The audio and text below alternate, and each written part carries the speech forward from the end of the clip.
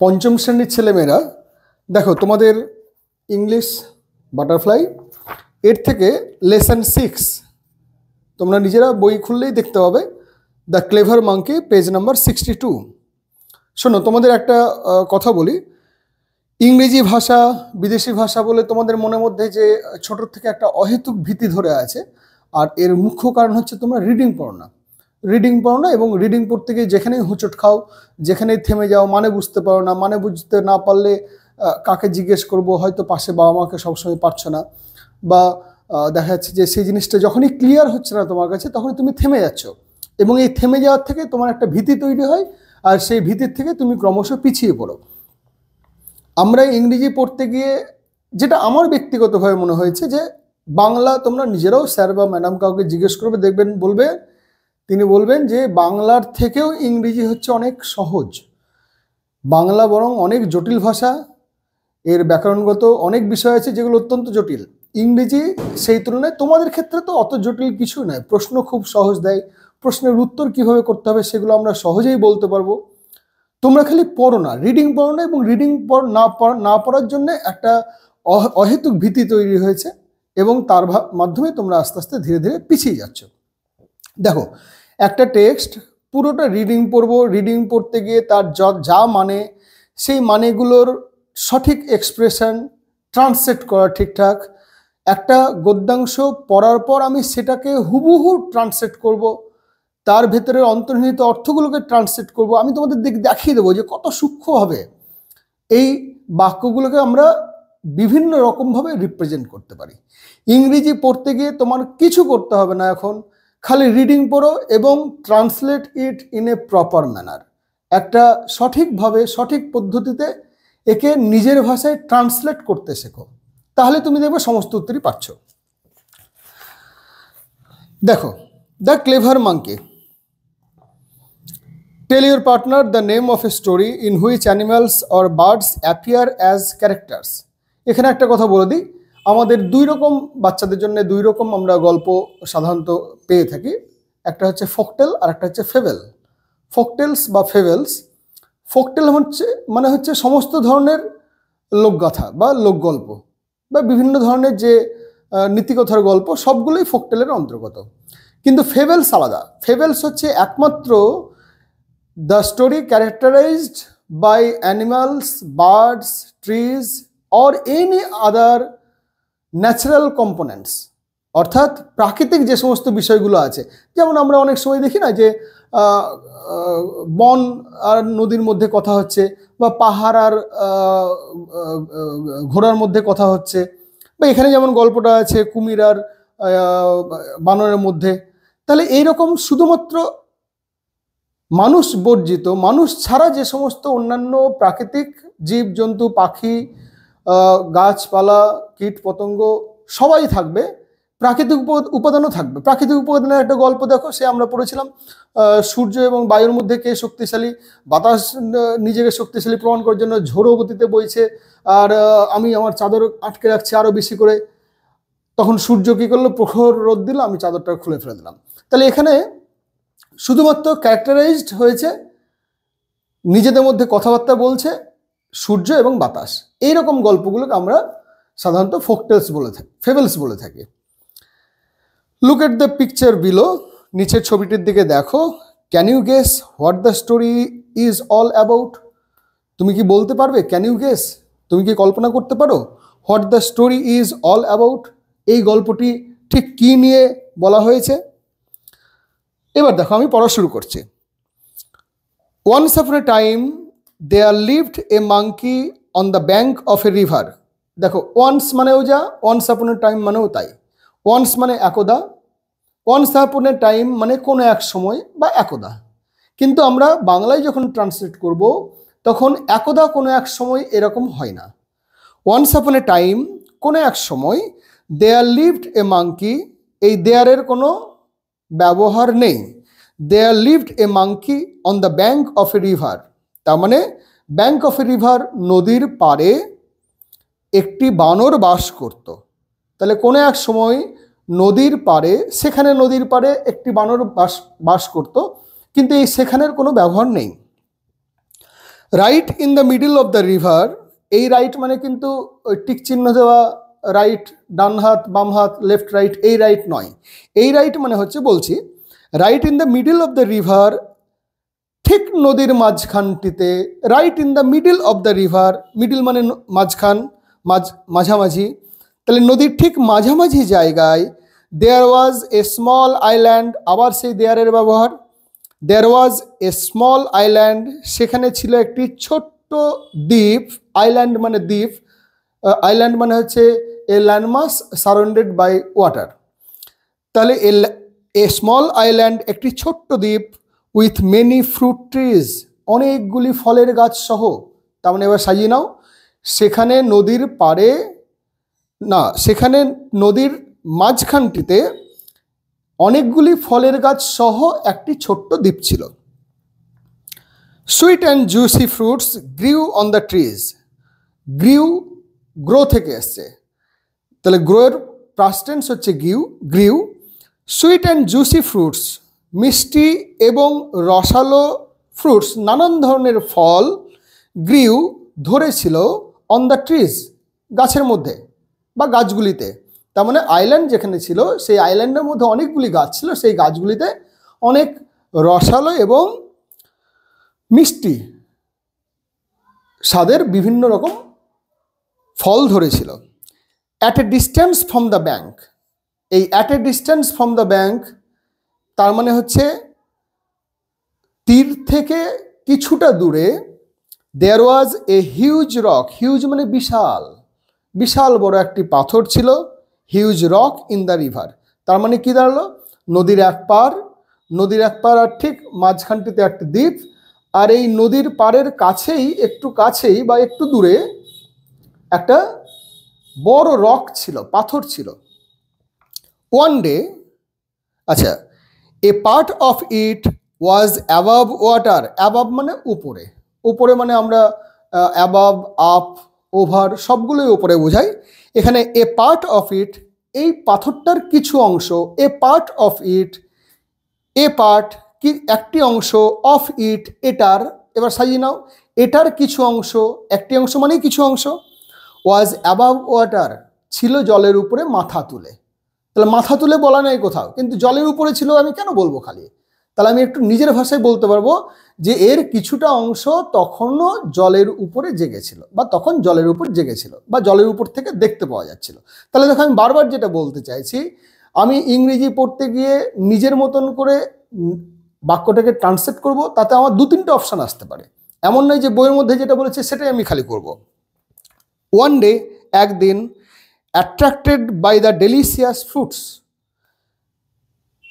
সুস্বাদু ফলগুলির আকর্ষণে আকর্ষিত হয়ে, বা সুস্বাদু ফলগুলোর দ্বারা আকৃষ্ট হয়ে, লোভ তো লাগবেই, বানর ফল খেতে ভালোবাসে, তো বানরের তো ফল দেখলে লোভ লাগবেই। ওয়ান ডে, একদিন বা কোনো একদিন, attracted by the delicious fruit, delicious বানানটা দেখে নাও, এটা লাল কালিতে দেওয়া আছে, তার মানে এটা ওয়ার্ডট্রুপে দেওয়া আছে, ইংরেজি থেকে ইংরেজিতে দেওয়া আছে। ডেলিশিয়াস ফ্রুটস, সুস্বাদু ফলগুলি দেখে, the monkey jumped to reach the rock and from there, তার মানে মাঙ্কি পাড়ে ছিল, পাড় থেকে jumped to reach the rock, ওই পাথরের মধ্যে লাফালো যাতে পৌঁছতে পারে পাথরের মধ্যে, মানে সে লাফ দিল যাতে পাথরের মধ্যে পৌঁছতে পারে, অ্যান্ড ফ্রম দেয়ার, এবং ওই পাথর থেকে, lift into the island, lift into the island মানে হচ্ছে একদম এক লাফে আইল্যান্ডে পৌঁছে গেল। Not so difficult after all, কাজটা তো মোটেই কঠিন কিছু লাগলো না। এটার মানেটা আর একটু অন্যরকম করে বলা যাবে, not so difficult after all, কাজটা মোটেই কঠিন নয়। Not so difficult after all, কাজটা তো দেখছি বেজাই সহজ। দেখো, not so difficult after all, তার মানে আমি সবসময় কঠিন দিয়ে যে বলবো তা নয়, কাজটা তো বেশ সহজ, অর্থাৎ কাজটা আমাকে বেশি বেগ দিল না, কাজটা করতে তো আমাকে বেশি বেগ পেতে হলো না। তুমি যা খুশি তাই বলতে পারো, তোমার এর অর্থটা কিভাবে বলতে চাইছে লেখক সেই জিনিসটা যদি তুমি বুঝতে পারো, তাহলে তুমি তার থেকে অনেক রকম মানে বের করতে পারবে, তোমার কাজ শুধু ওটাই।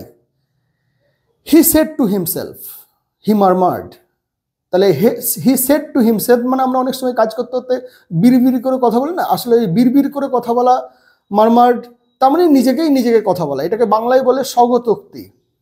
আমরা অনেক সময় কাজ করতে করতে যদি দেখা যাচ্ছে বিশাল পরিশ্রম হচ্ছে, তখন মাঝে মাঝে বিড়বিড় করে বলে আর ভাল লাগছে না বাবু, এত কাজ, মানে এই কথাটা কাউকে শোনানোর জন্য বলছি তা নয়, নিজেকেই যেন নিজেকে বলছি। তাহলে ও যখন লাফ মেরে পাথর থেকে দ্বীপে অনায়াসে পৌঁছতে পারলো, তখন দেখলো আরে কাজটা তো মোটেই কঠিন কিছু নয়। হি সেড টু হিমসেলফ, সে নিজেকেই নিজে বলল।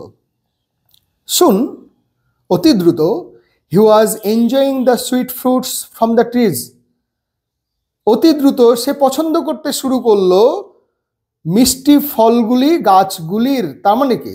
তার মানে সে অভ্যস্ত হয়ে পড়লো, সে হ্যাবিচুয়েটেড হয়ে পড়লো, যে প্রত্যেক দিনই তার লোভ লাগতো যে মিষ্টি ফলগুলো খেতে যাবে, এবং প্রত্যেক দিনই ব্যাঙ থেকে রকে এবং রক থেকে তারপরে দ্বীপের মধ্যে ঝাঁপ মারত এবং বেশ ভালো মন্দ খাবার দাবার খেয়ে তারপরে চলে আসতো। এরপরে বাক্যটা দেখো, খুব সুন্দর। There was hardly any other animal there, এই হার্ডলির ব্যবহারটা খুব সুন্দর। দেখো, I can hardly wake up in the morning, মানেটা বলছি। There was hardly any other animal, সেখানে ছিল হার্ডলি প্রায় কিছু না, আদার অ্যানিম্যাল অন্য প্রাণী, তার মানে সেখানে আর অন্য কোনো প্রাণী ছিল না বললেই চলে। তার মানে সেই জায়গাটা জনমানবহীন, শূন্য ছিল এবং অন্যান্য কোনো প্রাণীও ওখানে ছিল না। তাহলে আমি যেটা বললাম একটু আগে, একটা বাক্য বললাম, I can hardly wake up in the morning, আমি সকালবেলায় খুব কষ্ট করে ঘুম থেকে উঠি। তার মানে কিন্তু সঠিক হলো না। আমি সকালবেলা খুব কষ্ট করে ঘুম থেকে উঠি মানেই হচ্ছে আমি প্রায় উঠতে পারি না, বা আমি প্রায় উঠি না বললেই চলে। তার মানে এখানে বলতে চাইছেন, লেখক বলতে চাইছেন যে সেখানে অন্য কোনো প্রাণী জীবজন্তু ছিল না বললেই চলে। তার ফলে কি হলো?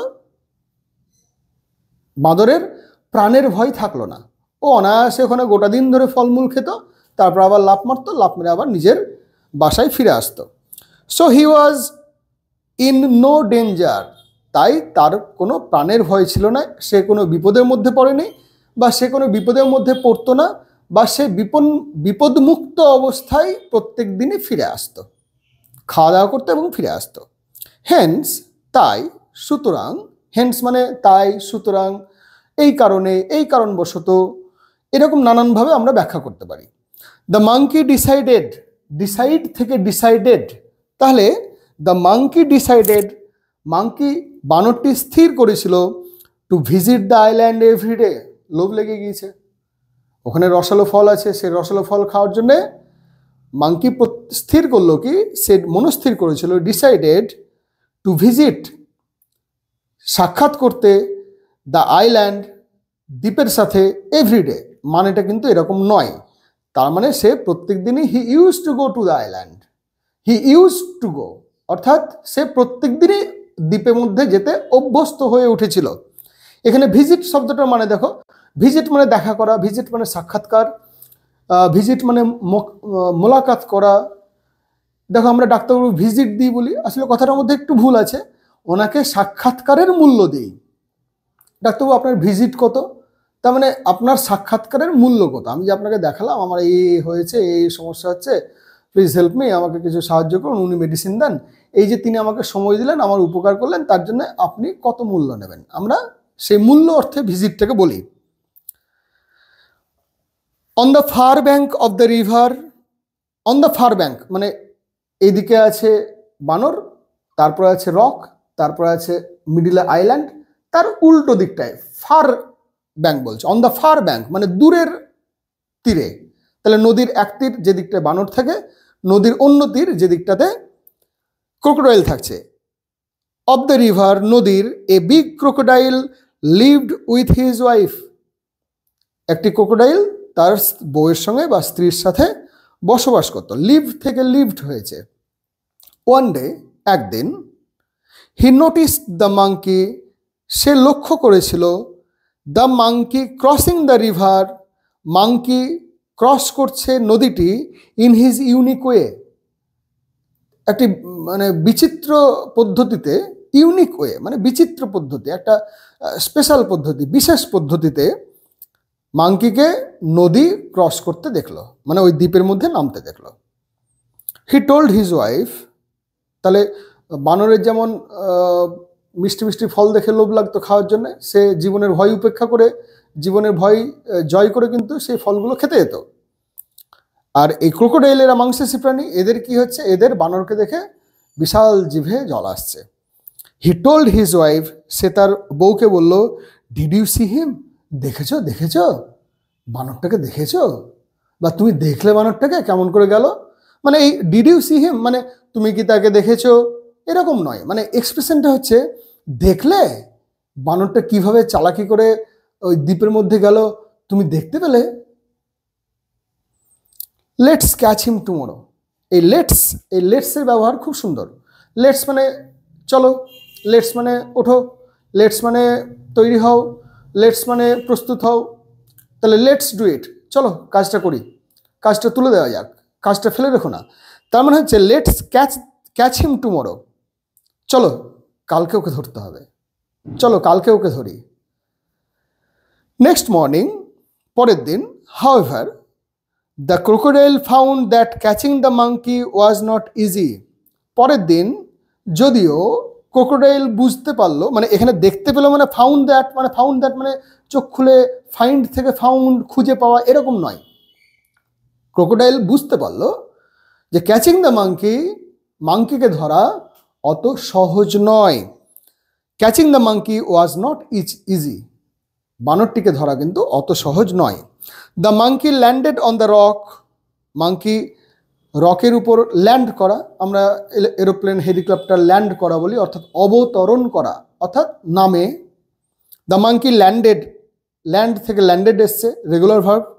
Landed on the rock and in a flash, এবং চোখের পলকে, within a blink. In a flash তার থেকেও ছোট, মানে সংক্ষিপ্ত সময় হচ্ছে within a blink. In a flash মানে এক মুহূর্ত পার হলো কিনা। Jumped of into the island, jumped of মানে ওই রক থেকে লাফিয়ে আইল্যান্ডে চলে যায়। সুতরাং জল থেকে লদরবদর করতে করতে ক্রোকোডাইল যখন ধরবো করে এমনি করে যাচ্ছে, তা করতে কিন্তু ও পগার পার। তাহলে এই and in a flash jumped of into the island, তার মানে সে পাথর থেকে আইল্যান্ডে দ্বীপের মধ্যে মুহূর্তের মধ্যে, পলক ফেলার মধ্যে, চোখের পলক ফেলতে না ফেলতেই কতগুলো করবে তুমি, যত রকম ভাবে পারবো আমি এই বাক্যটাকে ব্যাখ্যা করতে পারবো। তাহলে and in a flash jumped of into the island, আইল্যান্ডে পৌঁছে যায়, চোখের পলকে আইল্যান্ডে পৌঁছে যায়।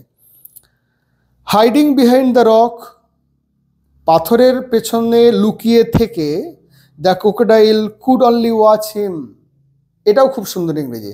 হাইডিং বিহাইন্ড দ্য রক, রকের পেছন থেকে লুকিয়ে থেকে, the crocodile could only watch him, crocodile খালি তাকিয়ে তাকিয়ে দেখতো, মানে ধরতে কোনোদিনই আর পারতো না। অল ইন ভ্যান, সমস্ত প্রচেষ্টাই তার ব্যর্থ হতো। He return home without his catch, সে ফিরে আসতো বাড়ি উইদাউট ছাড়াই তার হিজ ক্যাচ, তার শিকার, এখানে ক্যাচ মানে শিকার। তাহলে সে প্রত্যেক দিনই, মানে ওই যেদিনকেই ধরতে যাবো বলে ভেবেছিল সেদিন এবং তার সঙ্গে সঙ্গে অন্যান্য দিনগুলোতেও খালি হাতেই ফিরে আসতো। দেখো, he return home without his catch, সে তার শিকার ছাড়াই ফিরে আসতো। এই কথাটাকে আমি আর একটু অন্যরকম করে বললাম যে সে খালি হাতে ফিরে আসতো। ডেজ ওয়েন্ট বাই, এমনি করে দিন পেরিয়ে গেল। The crocodile thought of many plans to catch the monkey, crocodile ভাবতো অফ মেনি প্ল্যান্স, নানান ধরনের বুদ্ধি, নানান ধরনের পরিকল্পনা ভাঁজতো। আমরা পরিকল্পনা করতো না বলে বলতাম, নানান ধরনের বুদ্ধি ভাঁজতো, কিভাবে ধরা যাবে বানরটাকে, কিভাবে ঠিকঠাক একদিন ধরতে পারবো। Plans to catch the monkey, বানরটিকে ধরবার জন্যে। তার মানে বানরটিকে ধরবার জন্য সে দিনরাত খালি ভেবেই যেত, নানান রকম চিন্তাভাবনা তার মাথার মধ্যে ঘুরতো যে কিভাবে বানরটাকে ধরতে পারবো। বাট নাথিং ওয়ার্কড, কিন্তু তার একটাও কাজে লাগলো না, কোনো প্ল্যানই, মানে তার মানে কি, এর মধ্যে ডেজ ওয়েন্ট বাই, তার মানে এর মধ্যে দিন পেরিয়ে যাচ্ছে, মানে এক একদিন একটা একরকমভাবে ভাবছে পরের দিন আগের থেকে হয়তো ওখানে গিয়ে শুয়ে থাকবে, বা পরের দিন আর একটু দৌড়ে গিয়ে ধরবে, বা আগের দিন ডাঙার কাছেই থাকবে যখন হয়তো ডাঙার থেকে লাফ মারছে রকের উপর, বা আর একদিন হয়তো দ্বীপের কাছে গিয়ে দাঁড়িয়ে থাকলো, যে দ্বীপের কাছে জল আর যেখানে স্থলভাগ যুক্ত হচ্ছে সেখানটায় লুকিয়ে আছে, কিন্তু কোনোদিনই কোনো বুদ্ধিতেই সে মাংকিকে ধরে উঠতে পারলো না। চলো, আজকে প্রায় 20 মিনিটের ভিডিও হয়ে গিয়েছে। এখান থেকে দেখো, আমরা খালি, আমি বারবার বলছি, তুমি প্রত্যেকটা লাইন পড়ো, প্রত্যেকটা লাইনের প্রত্যেকটা শব্দের অর্থ পড়ো, সেটাকে বোঝো, তারপরে লিসেন টু ইয়ার হার্ট, তোমার মনের দিকে তাকাও, তোমার মনের কথা শোনো যে আমি এই বাক্যটাকে বাংলায় কিভাবে এক্সপ্রেস করতে পারছি। তাহলে তুমি দেখবে ইংরেজি ভালো করে শিখতে পারছো। এরপরে যেগুলো গ্রামার আছে, প্রশ্নোত্তর আছে, অ্যাক্টিভিটি টাস্ক আছে, সব করে দেবো। খালি তোমাকে একটু বসতে হবে, মানেগুলো বুঝতে হবে, আর এক্সপ্রেশনটা বুঝতে হবে যে কিভাবে লেখক গল্পটা আমার সামনে উপস্থাপিত করছেন, কিন্তু তার ভেতরের অর্থটা কি। চলো, পরের দিন বাকিটা। কেমন?